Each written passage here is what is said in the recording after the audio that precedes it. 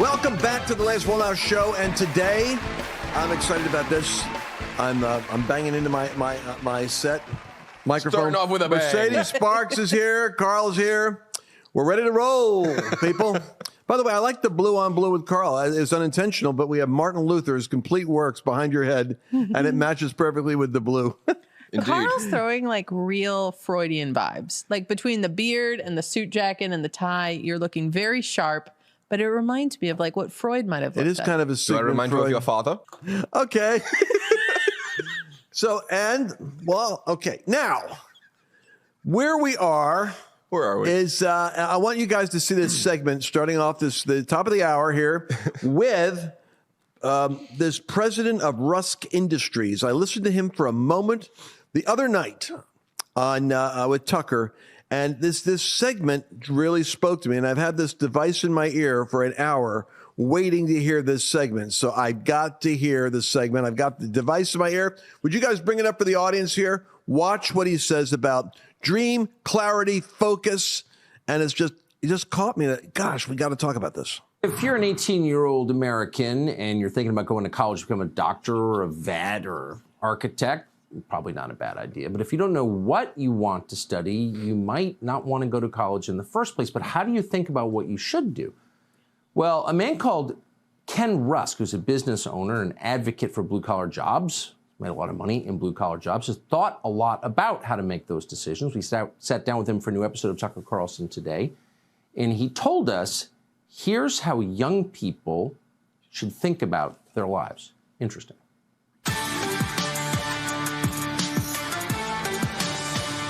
Nobody ever looks at somebody and says, I'm totally interested in what your future looks like to you, okay? I want to see you break your future down into a million little pieces and then get those pieces one little step at a time, and here's how we're going to do it. So I want you to draw what your favorite house might look like. And then I want you to draw your favorite mode of transportation, car, bike, truck, whatever. And then I want you to draw your favorite give back moment, your charity moment. If you had an extra $100, what would you do with it? Time, talent, and treasure. What would you give away, right? Now I want you to draw your favorite pet. Dog, cat, what color, what would you name it? Let's talk about your favorite vacation. Now I want you to draw your health moment and your spiritual moment. Let's draw this out on a poster board and keep it in front of you because, Tucker, only 1% of the population is willing to go that far.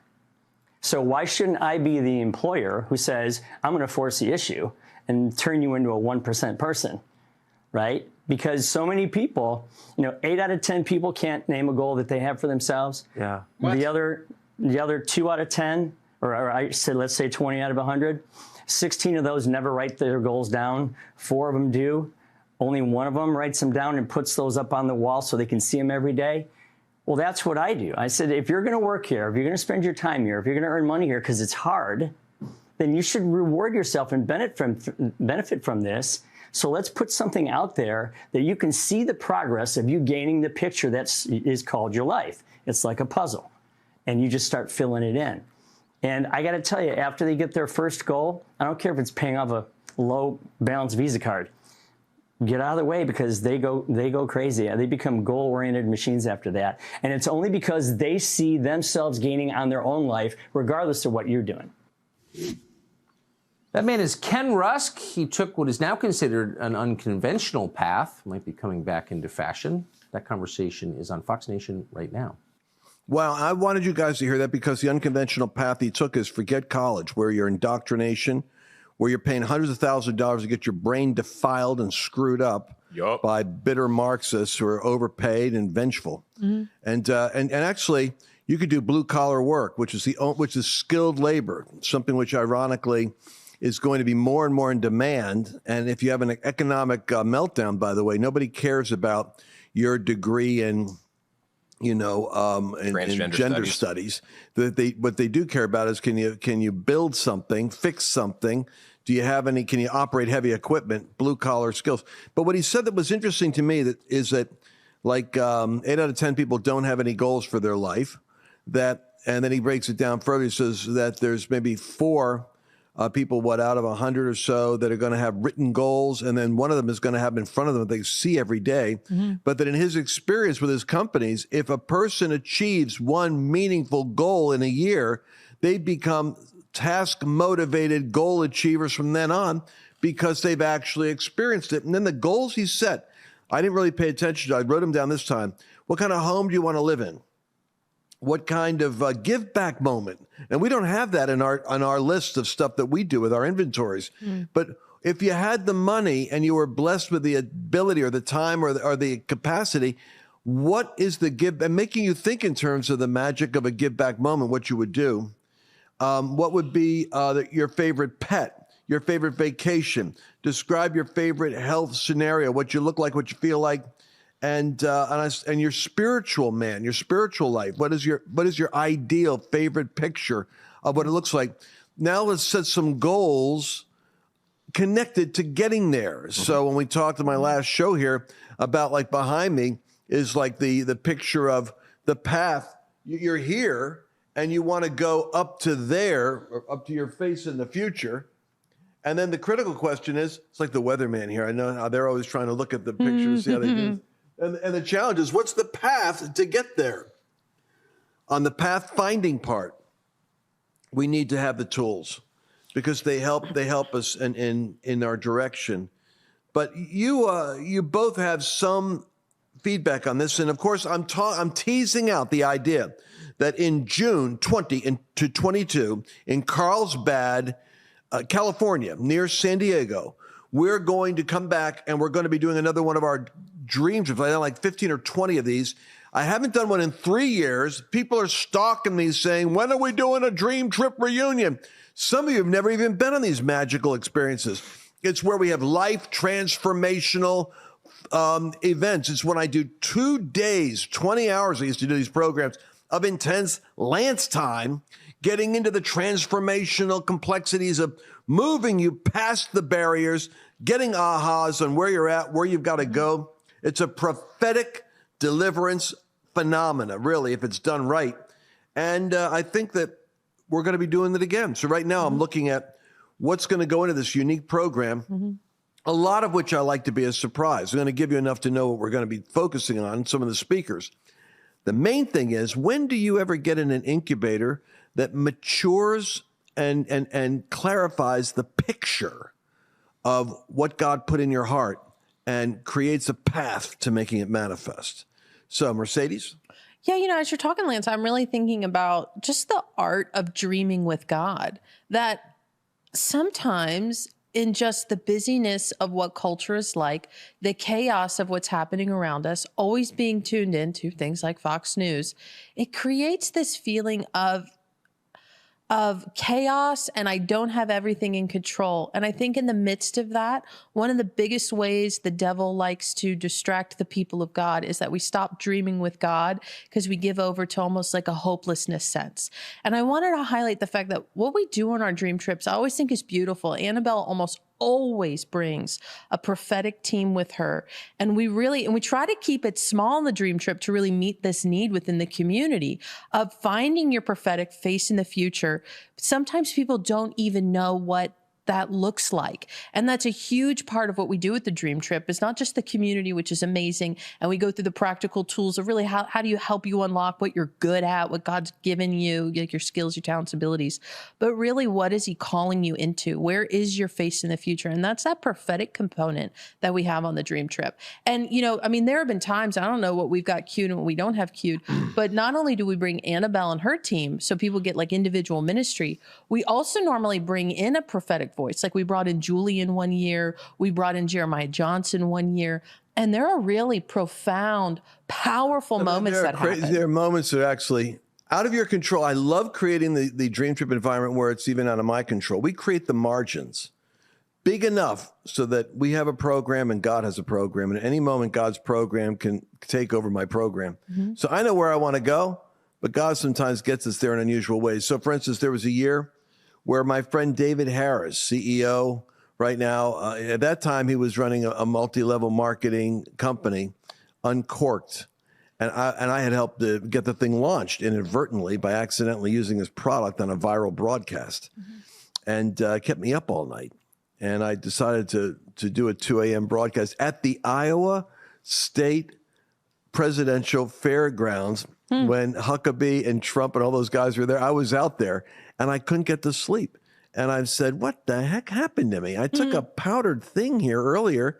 I said, what? And I held it up, and it was like, I said, what is this? And this thing went viral because I said, there's something in here. I think it's probably speed or some kind of amphetamine because the product works. I said, I'm conjugating Spanish verbs at 4 a.m. right now, and I don't know how I learned to do it. Yeah. So anyway, the the guy calls me up the next day. He says, man, my company was like not going anywhere. And all of a sudden I have like 400 new customers just signed up and I got to meet you. Well, that's Dave Harris. That's how we met.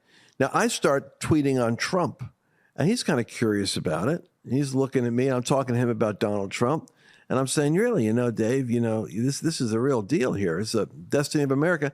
Next thing I know, he starts doing a few tweets on Trump. The guy blows up. Now, it's a good thing I have a sense of perspective on this. He gets like millions of followers. Meanwhile, I'm trogging along going, what are you doing, buddy? Because I'm trying to get a message out. And he blows up. But he got a prophetic word in the conference that said that his actual calling, though he's working as a nutritional CEO of a multi-level marketing type company, his actual calling is going to be like civil rights leadership as a voice for a movement. Totally not in the context of what he was doing at my conference, but that's what happens at a dream trip. That was, though, at least a year before he started tweeting. I mean, just so people understand how wild this is that he came into your orbit through that viral, video that you did. We start, using his supplements. Everybody starts using them. They were so great. They still are great.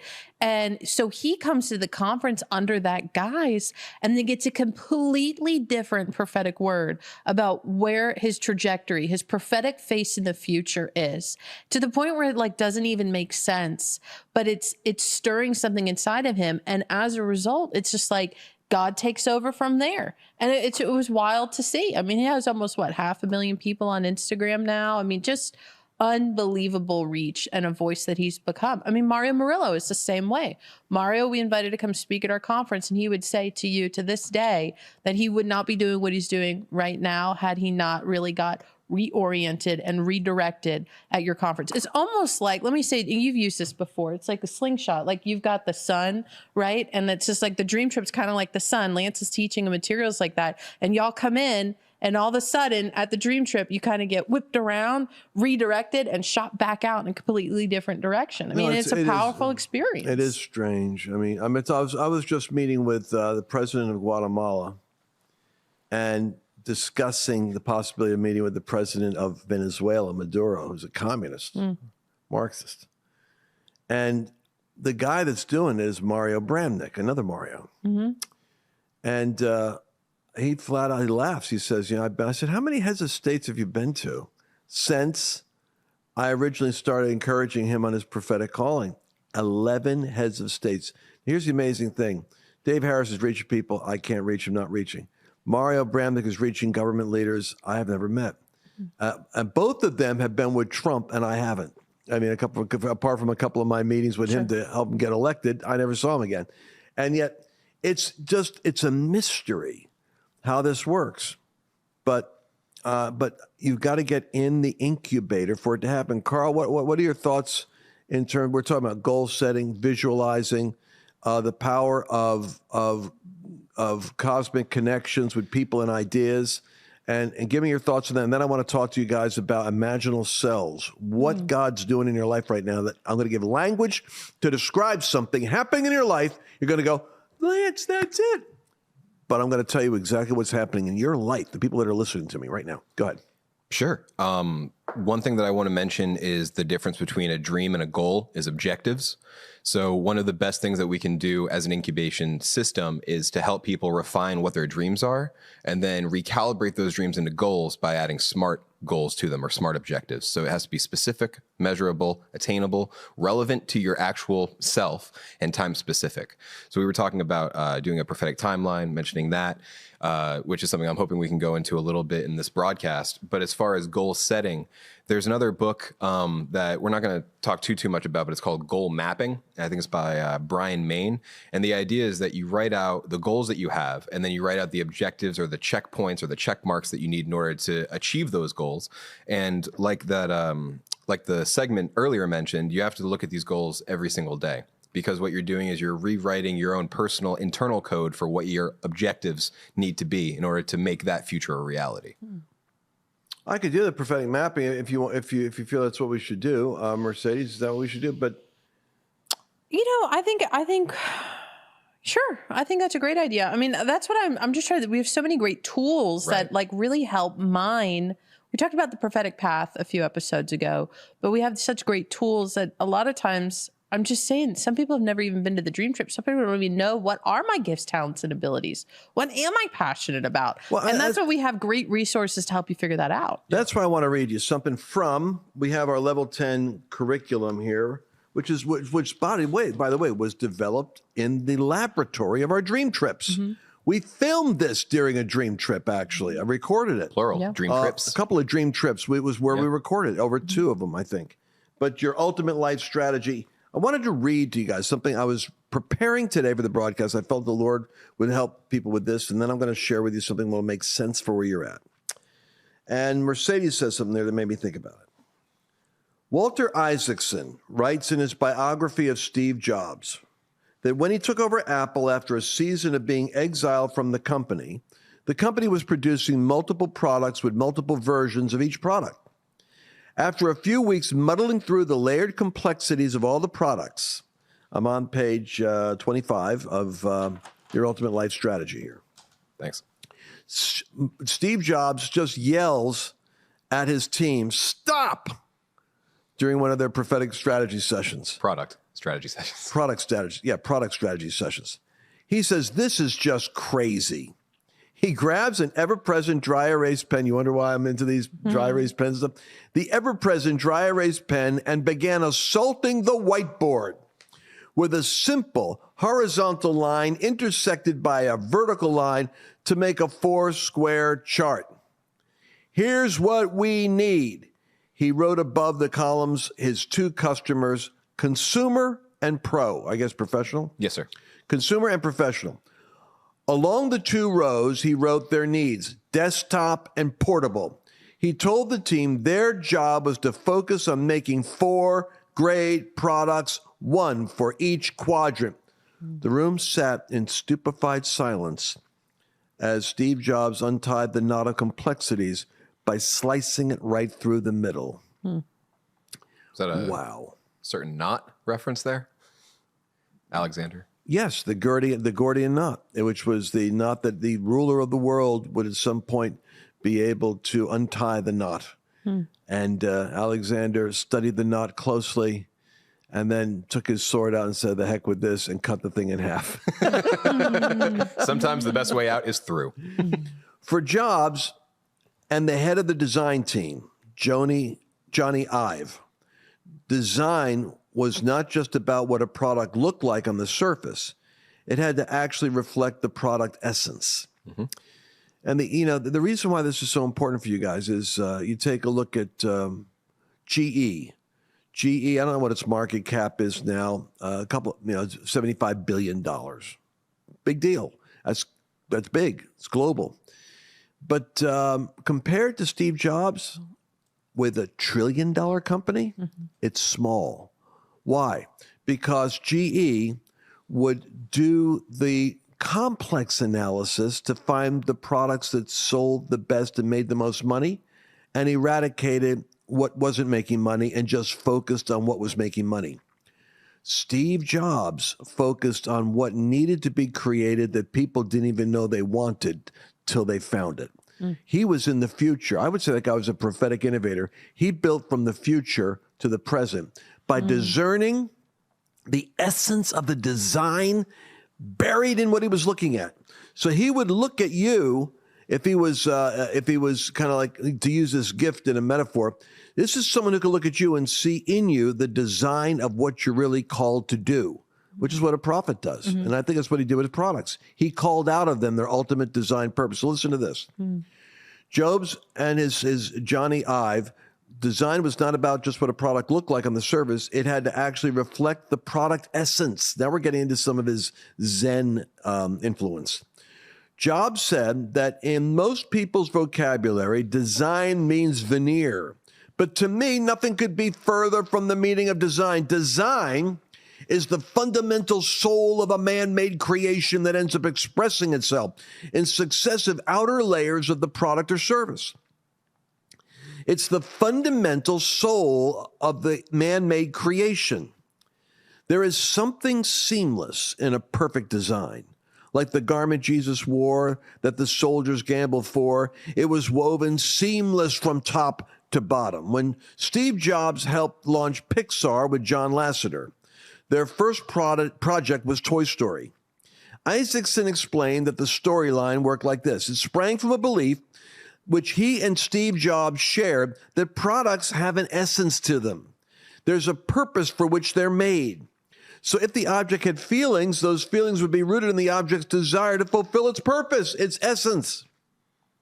Its reason for being is designed right into the way it is used. Therefore, Isaacson explains, the purpose of the glass, for example, is to hold water. And it had feelings. It would be happy when full and sad when it was neglected and nobody drank from it.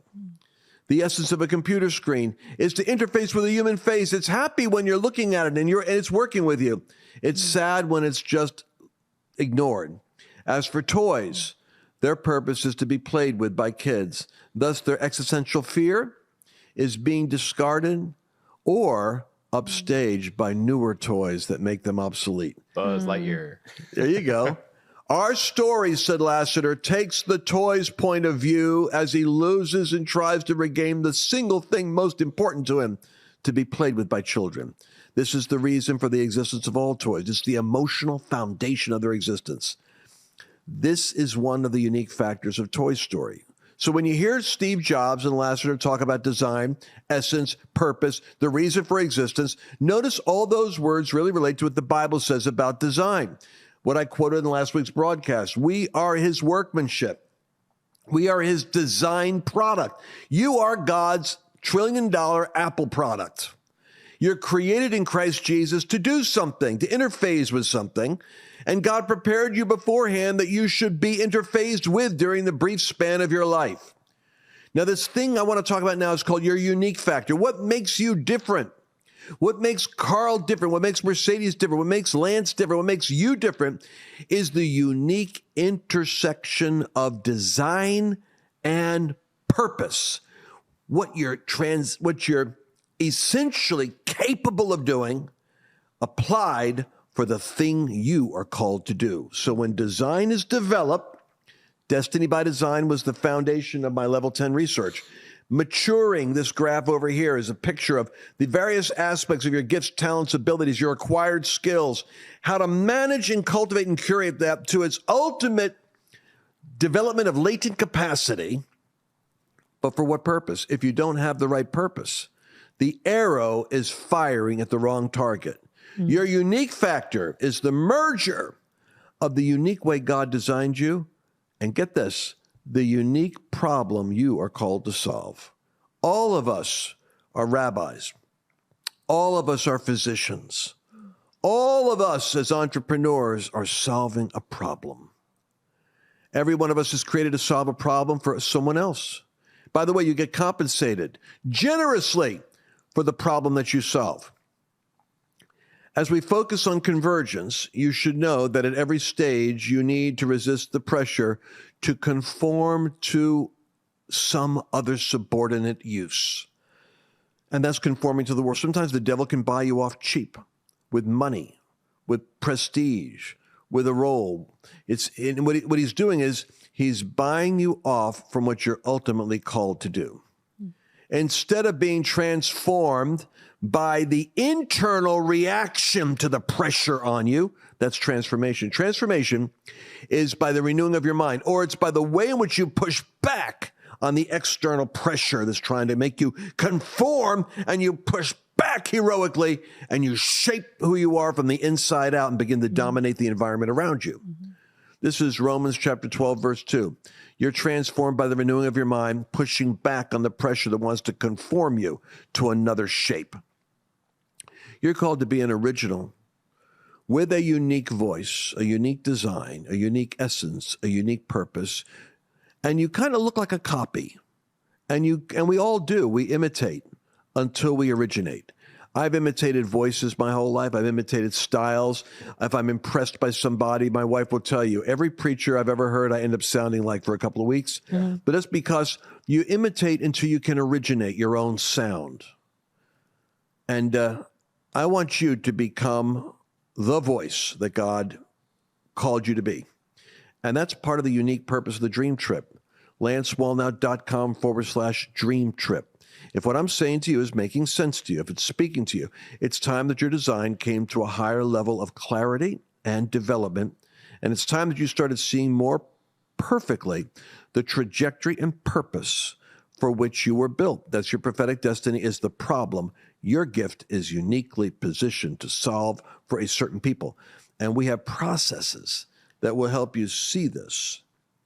And I thought the Walter Isaacson story of Steve Jobs and Pixar and Apple, it speaks to his gift, Steve Jobs' prophetic gift, to be able to look at the essence of something and extract from it a use and a utilization that was futuristic but materializable. And when you see it, you love it, which is a dangerous strategy for marketing.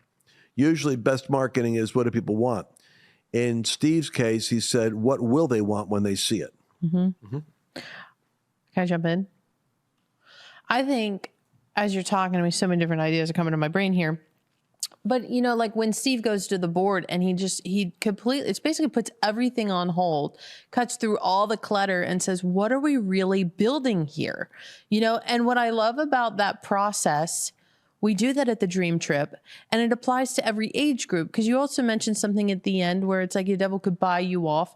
The reality is you could have hundreds of millions of dollars and still not be completing the assignment or solving the problem that God gave you to solve. I mean, that's what's so wild about the idea of convergence and your face in the future, that this applies, I think, to multiple different ages and at all stages of life. And it's just so powerful when people tap into it and you just stop kind of going with the flow and you start to live with intentionality and to say, I'm not going to let the necessity of the urgent dictate what I do in my day, but I'm going to write down, these are my goals. I'm dreaming with God. This is what he's calling me, the problem that irritates me, I'm called to solve. And then you position yourself around people who are going to build with you, who maybe share that same, you know, disdain for whatever problem you're trying to solve, whatever it is. But it's like, it's just, there's something powerful about it, Lance. And, you know, I'm realizing as we're doing these shows, and I know it's like really exciting for us because we've done Dream Trips, people don't even know you like this in a lot of ways. You know, people see you as like the, you know, conservative Christian Rush or Tucker. And I'm realizing as we're going through this, like this is so a part of who you are and the anointing that you carry. It's a catalytic anointing. It's similar to Steve Jobs' anointing. And what's wild about you, you could be talking about all sorts of stuff on stage, but God starts talking to people. I've made you to do this. I've made you to do this. Do you remember this? Remember we talked about this? And that is the power of being in this material, of being at the conference, of watching it online, however you want to participate. But I'm telling you, like, there is a mandate right now that if we're going to save nations, if we're nation changers, you better be sure you're walking in the assignment God's called you to. And this is the place to figure that out. Because I don't know if we're designed to do it apart. I don't know if we can figure it out alone. But I think that this is the material to be going through, and this is a community to be in and the tribe to find yourself in. So anyways, I just, like, as you're talking, I'm getting like ministered to over here. And so I'm just feeling it really strongly, but I'll stop talking now. Wow. Carl, what are on your cards over there? I see you got some cards. What is that? I wasn't sure if I was going to be called upon to do the whiteboard. So these are the notes for whiteboard if I was to be called on. And what are those notes saying? They're talking volumes, Lance. They talk about essentialism. It talks about the 4 stages of flow. It talks about emotional intelligence and how the some of the main aspects of active listening is actively listening. So it's asking questions that are pertinent. It's paraphrasing what's going on. So it's basically some of the little tidbits that I picked up along the way, but also some of the main stuff that I'm really hoping to share with the audience at the Dream Trip. Well, I'm going the 4 stages of flow. What are the 4 stages of flow? Do you want That'll be brought up in another broadcast. Okay. All right. All right. All right. Well, I'll tell you what, we're going to talk about that. In the meantime, what I want you guys to do is once you go to lancewallnau.com/dream trip, we have limited ability in this one. And I'm concerned that we're going to have more people wanting to show up. And what will happen is awesome. People will watch this and they'll watch it and because it'll be played more than once. And I'm concerned that we're going to end up having the thing sold out by the time you see this. So reserve your seat for you and a spouse. I'm going to do one more broadcast right now. And it's discounted right now. So because it's like with the first week. So I'm running like a promo for the next maybe 2 to 3 weeks. And then as we kind of get up there in numbers, I'm going to start changing the price. But anyways, just so you know, like you're saying, grab it while you can. It's supply and demand. Mm-hmm. Yeah. And, and to be honest with you, when I looked at this thing is hundreds of thousands of dollars to do. This is unlike other events where it's like, hey, you just come on into an empty room and we'll take an offering. This one is actually, it's a professional conference that is designed to be a 5-star experience and transformational event. So we have to invest in it. And frankly, I'll have a lot of business people there. A lot of the people you would like to meet. I'll never forget one time I had a lady and a guy, and I said, and what do you need? What's your missing piece? Lance, can you connect me to somebody that's in the music industry? And sitting right next to them was Bob Dylan's producer. And I'm laughing. I'm going, next question. And it was like somebody said, I need to get some money. Can you help me raise money? And they're sitting right next to an investment guy. And so the part of this, the genius of this process is you're in proximity to the people that can solve your problem. The room itself is a fertile field of some of the most gifted and connected individuals. That's just, I'm happy to say this is the group we attract. It's an interesting group. So lancewallnau.com/dream trip. Final thoughts before we end this land the plane? Get your tickets now. Doesn't Carl look sharp in his suit? I think Carl got some new suits and he's looking really sharp. Thank you. I think it is a sharp look. It's very, and to your point, he looks more like the psychologist. Yeah, your face in the future. It's like Sigmund Freud. When I see your face, Carl, it's in a nice suit like that. So keep it up. Thank you. More men should wear suits, in my opinion. All right. Well, that's what John MacArthur said his problem with Asbury Revival was. He said, when those hippies came in, we stopped singing hymns and we stopped wearing suits. And that was his problem with the Asbury Revival and with the hippie movement in general coming to the Jesus movement.